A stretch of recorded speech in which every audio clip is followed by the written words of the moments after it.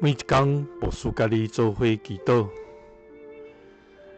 今日是9月25，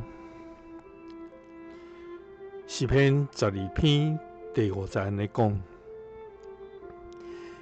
耶和华讲，因为困苦的人的冤枉，甲丧凶人的吐气，我当要起来，安置因伫因所切切心无稳当的所在。三甲来祈祷，安置阮伫稳当所在的天父，阮感谢你，主啊，你是创造这个天来展开伊，开阔地，甲伊所出的，用活开，互地上的众百姓，用身份，互行伫迄顶面的人的至高上帝。主啊，你用公义来调阮，要牵阮的手，保守阮，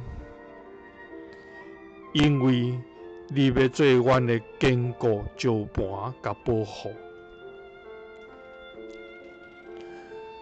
主啊，歹人设计无陷害，困苦的人受尽冤枉，丧凶人会吐气哀伤，总是你应允阮，受伤的芦苇，你袂压断，要花的灯火，你袂分析，你会开始施行公义，因为你当要起来，安置阮伫阮所切切心无稳当的所在。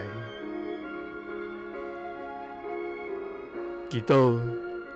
是奉主耶稣基督的圣名，阿们。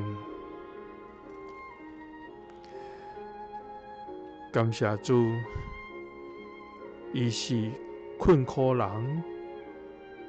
的伸冤者，是丧凶人的倚靠。